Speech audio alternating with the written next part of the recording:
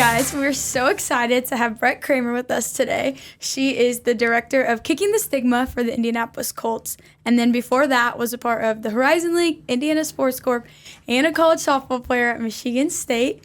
Brett, thank you so much for joining us today. Yeah, thanks for having me. We're super Always love excited to do this. To start, if you want to just explain what Kicking the Stigma is. I know it's sort of a newer thing that the Colts have kind of brought on in the last couple years. Yeah, absolutely. So Kicking the Stigma originated in 2020, and there's an initiative through the NFL called My Cause, My Cleats, where one game a year, all of the players, coaches, ownership get to dedicate their shoes to a cause that hits really close to home. And in 2020, the Irsay family decided to deck out their shoes that game with Kicking the Stigma. And what started as an initial one-time moment to raise awareness around mental health became more than just shoes. So from there, the public was like, well, what's Kicking the Stigma? What are you doing? What's your goal? What's the strategic initiatives behind it? And I think at the time, they're like, well, we're just trying to do shoes. We thought we just wanted to do a one-time moment where we really put mental health in the spotlight. And from that moment in time, it transcended into this full-blown initiative through the Indianapolis Colts. It's really led by our ownership team, especially Kaylin Jackson, who is the youngest of Mr. Irsay's 3 daughters. And they have kind of taken their family history with mental health and this initiative that hits so close to home into something that's raised millions of dollars, has given out millions of dollars out into mental health organizations, and then really the core piece of Kicking the Stigma, it's really twofold. One, raising awareness around mental health. How are we having these conversations? How are we eliminating stigma? Because there's so much stigma wrapped up into talking about your mental health. And then the other piece is how are we raising and distributing funds that go directly to mental health organizations and programs that these organizations are doing. So we're making an impact directly in the mental health space. I would like to start, I am not a mental health expert. The Irsay families they're not mental health experts either. So our job isn't to be the experts in the field. It's to convene the experts. It's to uplift the experts and really fund the organizations that are doing the boots on the ground work in this space. That's so cool. Definitely. That's really awesome that they really prioritize and have started to make mental health more talked about, well known, because many famous athletes have talked about it out loud and paused their careers to focus on mental health. But what do you do specifically while you're there, and how did you really get there? Yeah, so I first became aware of Kicking the Stigma's initiative when I worked at Indiana Sports Corp in 2022. We actually honored the Irsay family with a Pathfinder Award for their work in this space. And that's where I kind of first got an inkling of strategically what they were trying to accomplish, how they were using the Colts brand and the Irsay brand as well to really uplift people in this space.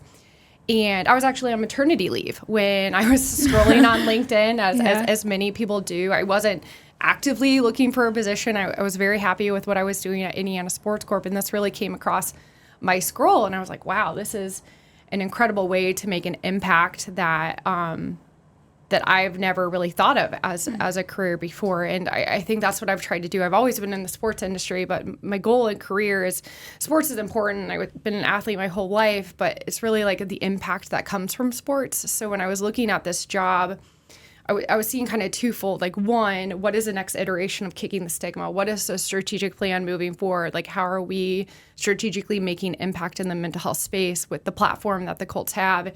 And that's really what drew me to this position, is that it was established enough that it had a name, it had great purpose and direction, but I felt like I could come into this position and really set the strategic direction with, of course, working with Kaylin on our ownership team for years to come. And when I kind of sat down and learned more about the position, I was like, this is the impact that I want to make, because not only has mental health hit me and my family very close to home, but it's also something that people just don't talk about enough. And I thought it was a tremendous way to use a sports platform for the good of people. So my everyday life in the past year, I've had to learn a lot about the mental health sector. I know a lot about sports and I know a lot about sporting events, but mental health to me, my only experience was lived experience. So what I spend a lot of my time doing is talking to organizations about what they're doing, talking with the state, talking to officials, understanding the mental health space, where they need the most help, how the Colts can really use their platform to convene people in this space. And that's what I spend a lot of my time doing is really trying to utilize the Colts platform as best as I can and being a great steward of the money that's donated to us and the Ursay family money when making strategic decisions trying to fund this space. Have you seen like a lot of like positive effects from that, like from your perspective, like looking at like all the Colts have done with it and what like where it started to kind of where it's now? Like, have you seen like the positive benefits, or like have people told you stories or like anything like that? Yeah, I think the first time it really hit home was I got a letter mailed to me / really the Colt. It wasn't addressed Brett Kramer, but it was to the Indianapolis Colts, and it was about a family and an individual who saw one of our PSAs talking about essentially it's okay to not be okay. Like this is a normal feeling. These are things that people have, and they pointed out that the day that they saw that, they were considering taking their own life, and it made them take a step back. And to me, like saving one life is enough. Yeah. And the fact that people see these messages, and I think to me, like I've been around sports my whole life. So when I see athletes talk about things, like that's kind of like another Tuesday in my world. So it really forced me to take a step back and understand these are the influences our players have. This is the influence our ownership has.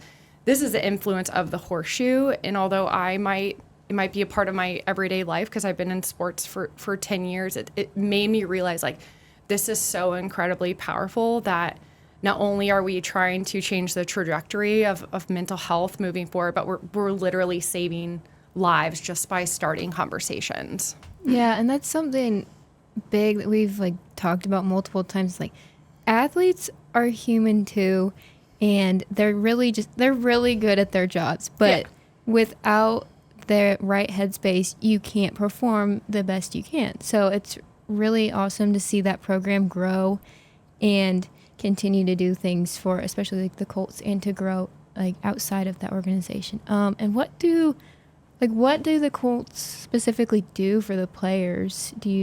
So we have, so my job so our office is very set up like front office side, business side, and then player side. So our players have a full-time mental health professional that is there at their discretion to go to use as a resource. And our club offers a variety of mental health resources. And then the NFL and NFLPA offer a variety of resources. So my job in particular isn't necessarily taking care of the players. It is using our collective influence as an organization to help move mental health forward.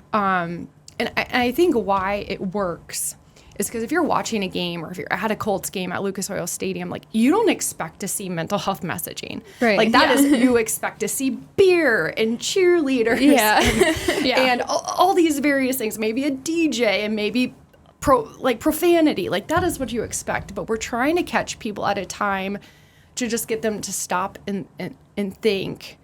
Like, okay, like sports are important, but like in the big scheme of things, like people's livelihood and how they spend their lives and their well-being is far more important than any game that's going to happen on the football field. And what we've really captured is that people pay attention to the Colts brand. People pay attention to athletes, but to your great point, they're not any different. Right. They're incredible humans and they're very talented on the field, but that doesn't mean that they don't have the issues that everyday people have. It also shows that like mental health in general, it doesn't discriminate. It doesn't matter what color your skin is. It doesn't matter if you're male or female. It doesn't matter your socioeconomic background. Like it doesn't matter. It can impact people equally. And I think that's why it works, because there are some people that need the biggest and the baddest of players to show like, I also struggle with this, for them to realize and admit to it too. And some people just need that reassurance that like you can be the best in what you do and still have these struggles in your everyday life. Definitely. Yeah. How have you so you were a student athlete before going into this industry and stuff, and how have you kind of seen like how mental health is portrayed now from like when you played to like now it's this big thing for these NFL teams? Like, was it talked about a lot back then when you played, or not really, or just kind of how you've seen it progress? Yeah, so my college career would have been So I'm 34 years old. So I played at Michigan State from 08 to 12. So let's say that's 12 to 14 years ago. And I would say what's interesting is like I have like there's prevalence of mental health in my own family. Like there was somebody very, very close to me that tried to commit suicide when I was growing up. And I was probably like 12 years old. And I saw the signs. I didn't understand them. And at that time, like I saw mental health. I saw how people could like suffer from it. But I never once internally thought like, oh, I have anxiety. Like, oh, I might be suffering for that. That was kind of like their particular issue that I was kind of on the sidelines for and kind of went through the emotional gamut with it. But I remember in college, my sophomore year, we had a freshman, and she was a freshman pitcher, and she came in and she talked about anxiety. She talked about being on anxiety meds, and she talked about having panic attacks. And I just remember thinking it was like this foreign concept, like, oh, you have anxiety. And then I was a catcher, so I was just like, oh, do I have to treat you differently? Is our relationship going to be different than ones I've had with other pitchers? And I've just never been around an individual that was just so comfortable with talking about her mental health. And it really wasn't until my senior year where I really struggled across the board, from panic attacks to anxiety during games, anxiety off the field.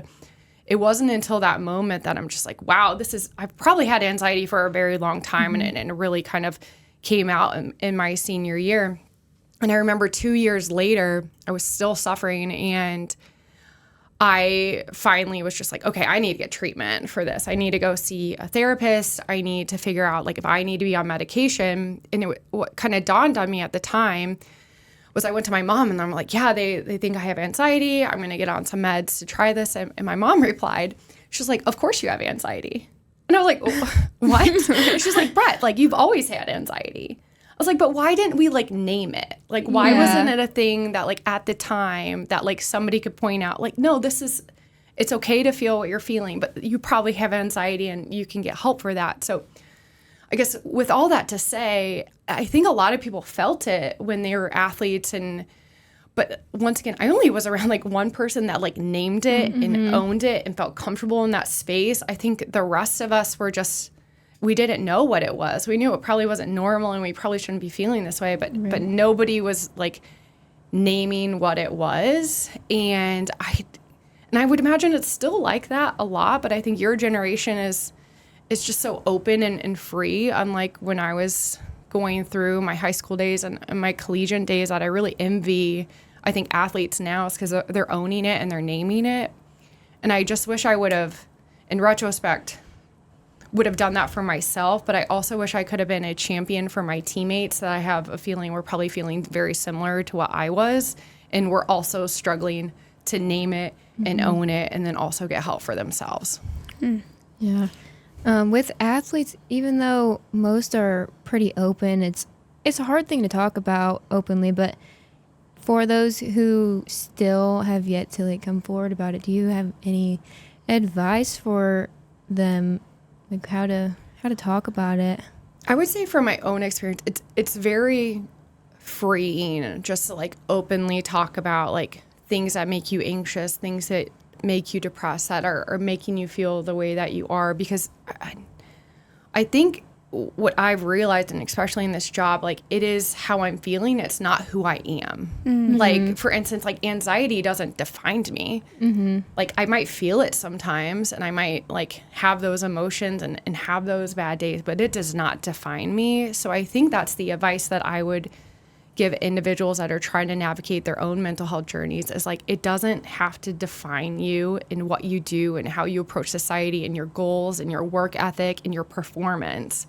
Like, you can have anxiety and be an All-American. You can have anxiety and be an all-star at the highest of levels of sports. And I think that's what is hard. And I think what it really stems from is the stigma associated with it. Like, if you say like, I have depression or I have anxiety or I'm bipolar and I'm schizophrenic, I think people automatically think that they need to treat you differently in order to cater to your mental health condition. But in a lot of cases, that's not necessarily the case. So I think a lot of people struggle because they're worried how people are going to treat them differently. And at the end of the day, like to me, that's on them if they treat you differently. Right. Like you should still own who you are and your story and how you're feeling. And if people don't know how to handle that, then gosh, they just need to get up with the times. Like to me, that's their problem for not being educated. And hopefully a little bit with what we're doing with Kicking the Stigma, we're just once again really trying to kick the stigma there literally to get people just to think differently about it. That's awesome. Absolutely. So when you're seeing, like, now we see a lot more athletes come out about it. It's like Simone Biles, like, not even going to the Olympics, things like that. Like, how did that make you feel, like, as someone who said, like, I never talked about it, never. And so now to see it, like, how does that just make you feel overall that, like, companies are putting it out there and more athletes are talking about it? I think it's so important because it doesn't start and stop by being an athlete. Like, it is a human emotion. Like, if you are human, you deal with mental health in some capacity. Some just have it maybe a little bit more routine in their lives. And I think with Simone, what was so interesting with that is in her sport, if she is not 1,000% there, like she could seriously hurt herself. Yeah. She could become paralyzed. She has serious ramifications in her given sport in line of work. Maybe that's not the best way to describe it. Like she could seriously hurt herself. And it was so odd during that time when she pulled herself out of competition that people just didn't understand that. Like she's so much more than a gymnast. And kudos to her for in the biggest of moments realizing like, I'm going to put myself first. Yeah. And I am the most decorated gymnast of all time. And she was so comfortable with where she was that her mental health condition nor her accomplishments on the mat, like she didn't let either define her. Yeah. And I think that's the exact type of role model that we need in all walks of life. Definitely. Whether it's a CEO or a director or a vice president of organizations, we're all humans first. And that should always be our defining like North Star. Yeah. Definitely. That's so good. She's amazing for even talking about that for everybody with the big platform she has. For sure. Yeah. Have you seen, like, obviously, like, the Colts are a big organization doing it. Do you see it becoming more, like, common now with, like, other NFL or, like, NBA teams or, like, just pros, like, teams in general doing what you guys are doing, kind of? Yes. So the Seattle Seahawks are really the only that I'm aware of in the NFL that have mental health as part of any other type of programs. It's not the extent of what we're doing. The league that's actually doing it really well is NHL. They started this thing called Hockey Talks where in their season, a lot of NHL teams will actually dedicate a night to mental health and mental health awareness. So I love how I think a majority of the NHL teams have adopted that. They're all kind of bought into mental health being something that we should pay attention to. Major League Baseball has some similar components, but I think in the sport of football, if you think about like how physical of a game is and like you never want to show weakness, it's just one of those sports that is, I think, just so unique to maybe some others where like being weak is probably the worst thing that you could possibly be in the sport of football. But like how how you are in mental health, like that doesn't define whether you're weak or not. Right. So I think that the NFL has some work to do there. Now, they provide tremendous resources to the players, but I think collectively, I think there needs to be continued conversations. Like, how do we keep using this platform for good? Because as far as sports platforms, like there's none bigger than the NFL. Yeah. Right. And with the Pacers being in their facility, they have certain rooms for athletes to go into. Do the Colts do the same thing, or do you know if the Pacers also, if they use the same type of platforms for? I'm not super familiar with what the Pacers do on the mental health side. I know that their ownership in the Simon family is certainly supportive of all things mental health. I think it's certainly a conversation that we want to have with them down the line is how do the two largest sports brands in the city really unify on this front. So I think there's a lot of conversations to be had there. And I think that's a little bit why I'm probably got hired is to kind of figure out how do we collectively come together to speak out on this, knowing that people listen to sports teams. And I've already had discussions with like the Indianapolis Indians. I know we're working on some partnership things with them just to elevate this space. But I have no doubt that the Pacers are doing the right things for their players just because they're a first-class organization. And I just don't know the specifics of what they offer there. Right. That's really cool. The Indians will be cool. Yeah. When you get that would be. So, like, when you got thrown into your position, when you got your job. Yeah. And, like, obviously, it's kind of a newer thing. So, like, when you got into it, like, what did they kind of expect of you? Or, like, what has changed throughout your career as you've, like, the organization has grown as you've been in it, too?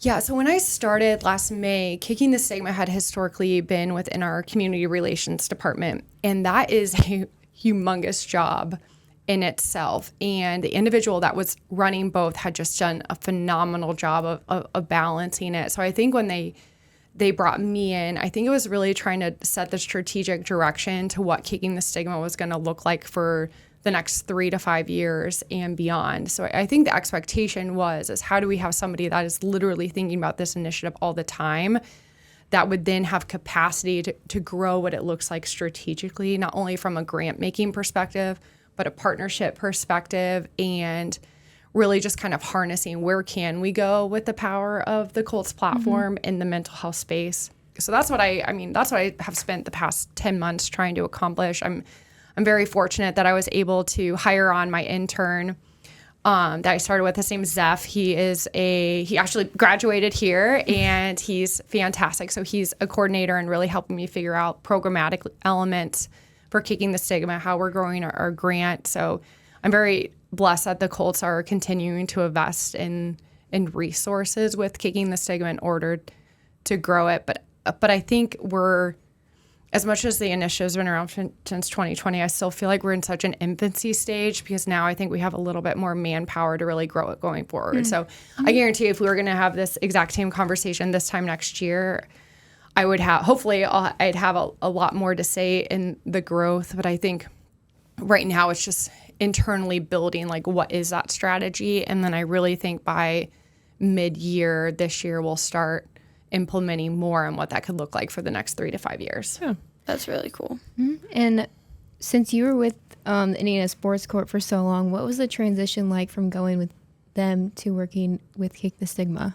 Yeah, so I interned with Indiana Sports Corp in 2013, and then I was full-time there for almost 6 years. And gosh, talk about a first-class organization with like the best people in the city. So it was a really hard decision to leave. And I thought I've always, once again, kind of built my career around making impact. And I just thought it was my time to get a little bit outside of the event impact side and move into something that was also near and dear to my heart.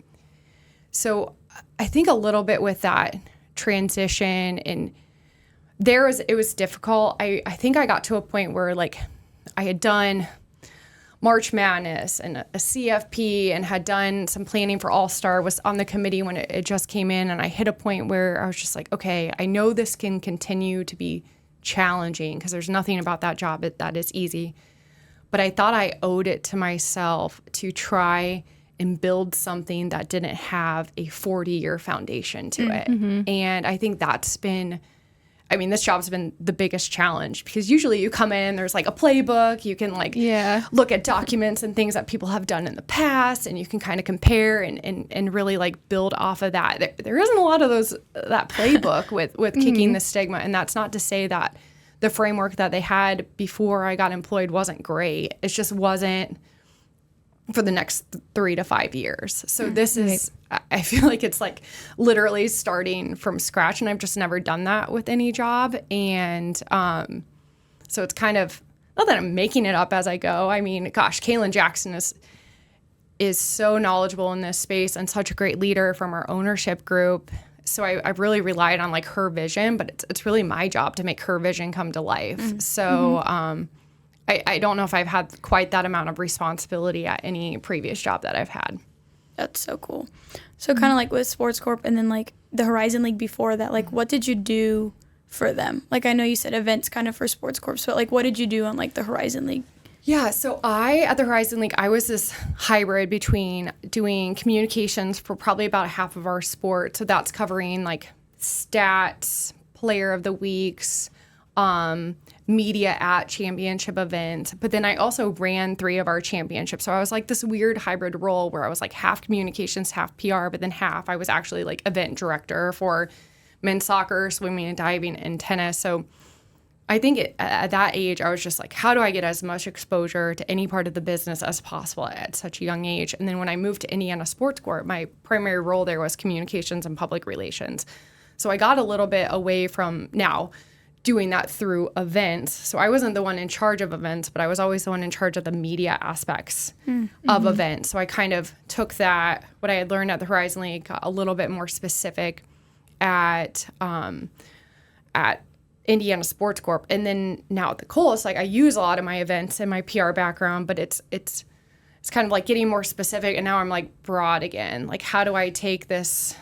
Yeah. I don't know, like people use the phrase like jack of all trades. I don't think that's necessarily me, but I have a lot of like weird experience. So how am I bringing that together to really manage a full initiative that involves managing a budget, managing the storytelling, managing the grant making, managing the internal pieces to it, working with researchers and experts. So it's, I feel like I'm overseeing a lot more buckets than I ever have at my 2 previous jobs. Do you think that working at the Horizon League and Sports Corp has really prepared you to where you are now? 1,000%. And I think the best thing about my 2 previous jobs is I've worked with some incredible people where I've had amazing role models in my lives that show what it means to make an impact through your job, the work hard, play hard mantras. I've just been so blessed to be around individuals in every job I've had that deeply care about this community and deeply care about the sports industry. And I think that's what I've taken with me the most is of those relationships and those learnings that like, it's a job, but I've never felt like I had a job. I felt like I've just been living my passion.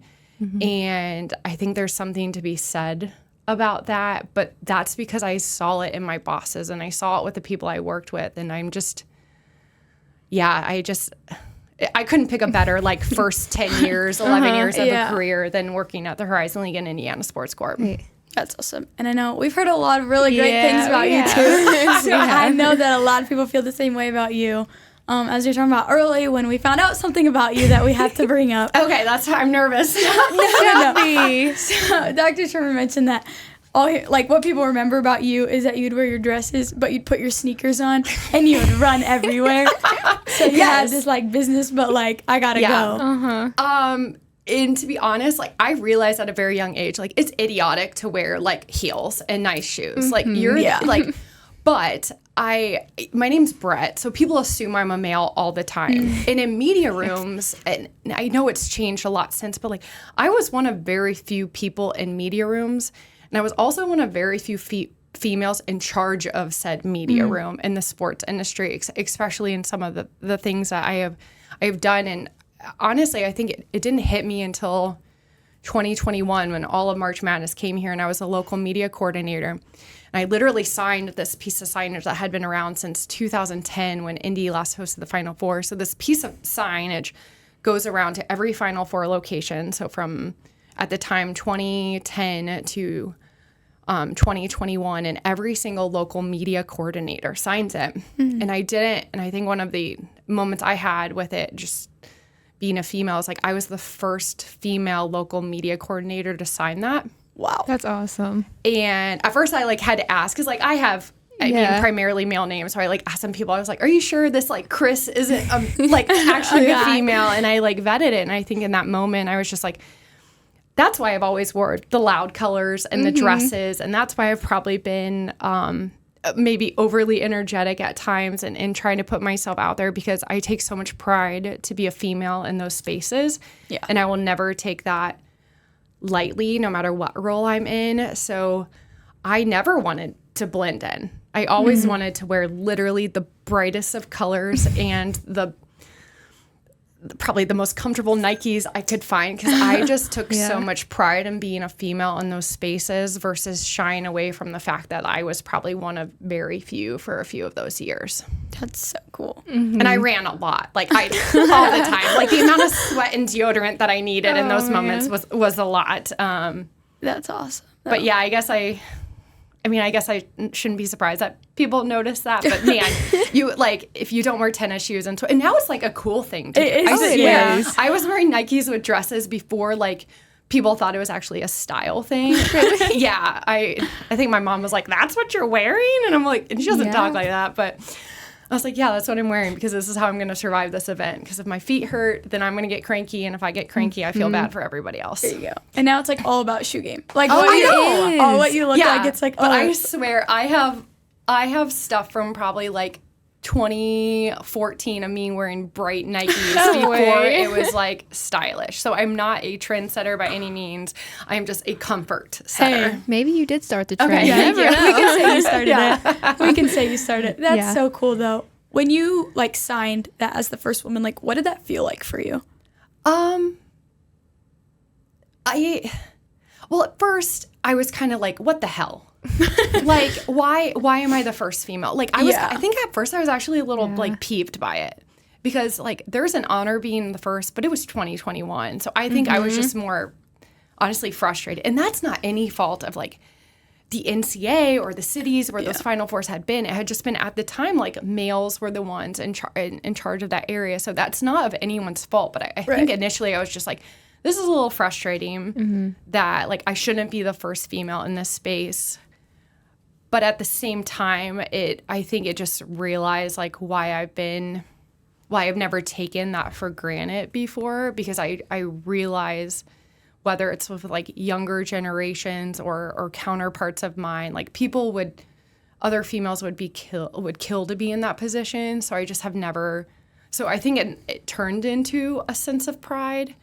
But gosh, there cannot be another 10 to 12 years where a female doesn't like that needs to change. No, it's it's definitely growing. Females are taking over the sports world for sure, which I love. It's amazing. So with the 2021 tournament being here, like that was kind of the COVID, like you didn't leave unless you lost kind of thing, and you kind of like helping be a part of running that. Like, what was that like?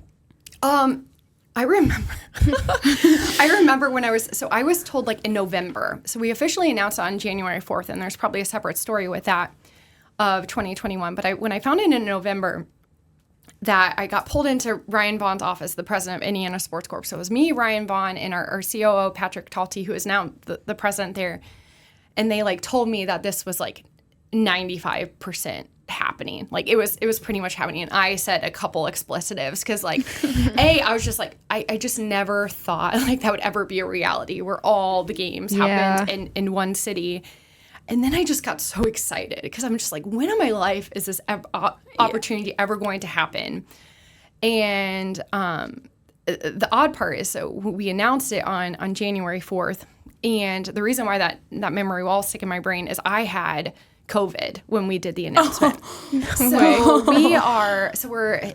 virtual, it's over Zoom. So I'm literally in my office at my house. We're all at our separate locations. And I remember, and it was probably my like worst day of COVID. Like it kicked my butt. Like it was not a great experience. And I remember we get through the press conference and it's like probably 2:30 in the afternoon, if you can imagine. Like local media are all over us, national media, like everybody wants to tell the story of this moment and the fact that it's coming.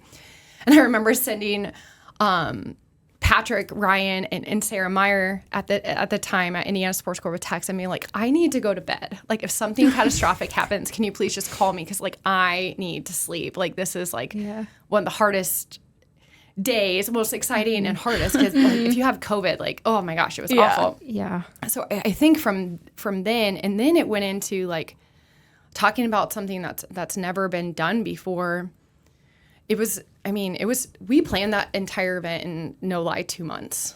Wow. And it was the most all-consuming effort I have ever been a part of. And there was so much pressure because we could not get it wrong. It was like, It felt like the future of college basketball was on the shoulders of Indianapolis, and we could not get it wrong.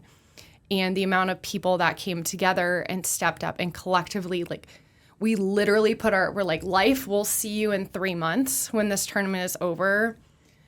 I can't think of a weekend where I didn't spend the entire time working. If I would have had my daughter at the time, like, I have no idea how I would have managed it. So kudos to the parents that were working in those situations. But we all collectively put our lives on hold to plan this event. And I've just never been more proud of our community and the people that came together, and especially Indiana Sports Corp as an organization, because we did it. We pulled it off.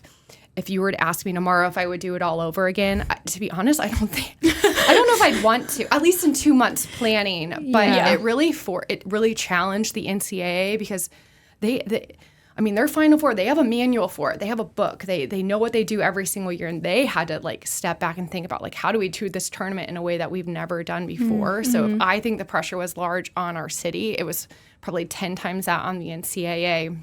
So that experience, I don't really know how to describe it. I just know there was one point, we were like 2 days out from games, and my job was I oversaw kind of the media operations at all 6 of the venues, but my primary venue was at Lucas Oil Stadium, where we had first and second round games, and then Elite 8 and Final Four, Sweet 16 or at other venues.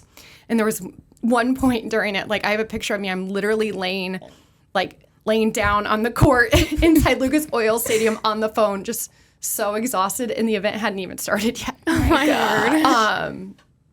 But man, it was fun. It was tiring. That was wild. And I think in like 20 years, we'll probably all think of it differently, when, like, hopefully no city will ever have to host the whole thing unless it's in, like, a positive light. But that was something. And I'm very proud that I can talk about it, that it's on my resume, that I got to experience. But man, I don't know if I've caught up on sleep since. She's like, I'll never catch up. I don't think I'll ever catch up at all. That's so cool, though, to say that you got to do that. Yeah, because it's never, well, hopefully will never happen again. But, for sure. That's so cool. What did you do specifically while you were there helping with the tournament? So what was interesting, when I was at Lucas Oil Stadium, I was in the yellow group. So the players and people, so I was outside of the bubble, so the controlled environment I was outside of.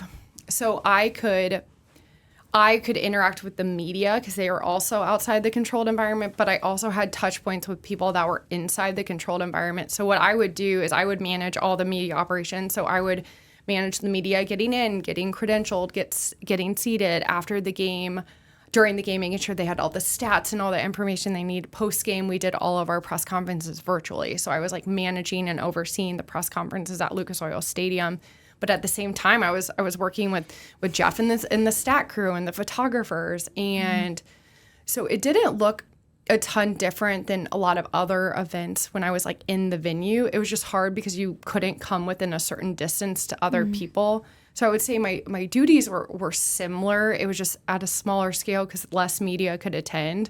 But then you also had the added, so for instance, like, a coach was doing a press conference and the camera wasn't working, but nobody could go into the press conference room to fix the camera because we weren't in the controlled environment. So there was just things like that. You just realize, like, the value of just, like, being in the room with somebody and being able to problem solve. And it's like our problem solving took on, like, 20 layers versus like one layer in a typical year.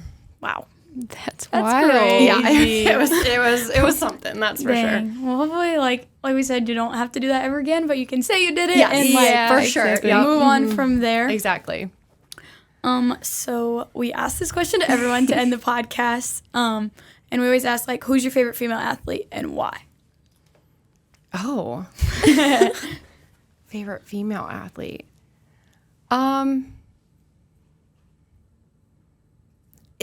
This might sound weird. It's like why is this question so hard for me? It took me a second to figure it out, too. It's funny because, like, I could name my sister's favorite female athlete. I think this is one of the hardest questions I've ever been asked. You said throw you for a loop. We threw you. Yeah, no, that is, and I'm trying to think, like, I think a lot of what I saw growing up was like the Mia Hamms of the world, because I would say, like, when I was going through it, soccer had always had that platform for female athletes that that I think was always desirable, because I think that's really the first female sport that was able to separate itself from its male counterpart. But I would say with me growing up, like, I had like the Jenny Finches and the Kat Ostermans and all those individuals that were just so dynamic from a softball perspective. So I would say one of those three I would have categorized as my favorite athlete. But I think in general, I struggle with like naming my favorite athletes, because it's, for me, it's rarely what they do on the playing field as to why I like them. It's more how they carry themselves and how they play the game, and how they go about it, versus not from a performance standpoint. Because there was plenty of female role models when I was going through. So I probably one of those three. And I know that's not a complete answer, which I need to probably think more on that, I think. It's all good. Because if you ask me my favorite like athlete of all time, that is easy, but it is not a female. And maybe it should be. Maybe it should be. Yeah, maybe it should be. Maybe it should be. Jenny Finch, like, I remember growing up, I wrote a book about her in like 7th grade. You for did this not. like English project. I did. Well, and I think at the time, and there's always been a lot of stereotypes around the sport of softball, so I will just leave it at that. But she was somebody that played that. She was so good and so powerful, but I think at the time she was one of the first athletes that I think people identified, because she was so beautiful too. Yeah. And like that should never be a reason why you should like an athlete. Right. But I think like at that time, people loved watching her because they loved looking at her, but then she was also an incredible player. And it's sad, like in the 90s or whenever she played, like it took a beautiful female athlete to get that type of attention. Yeah. But it was kind of like she got eyeballs on the sport of softball, and then it kind of took it from there. Yeah. But looking back, like how messed up that it took somebody to be beautiful for people to pay attention. I guess I shouldn't be too surprised by that. But man, she was very talented. Yeah. She was so good. So good. Like, so good. Is. Oh.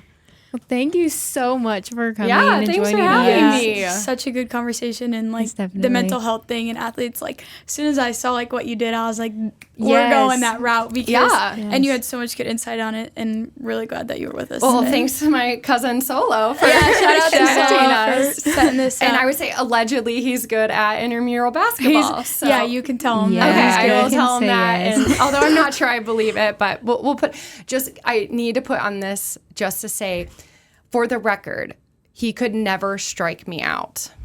And we're just going to leave it at that. Okay. Boom. End You it heard like it that. here. End it there. Boom. Boom. Bye.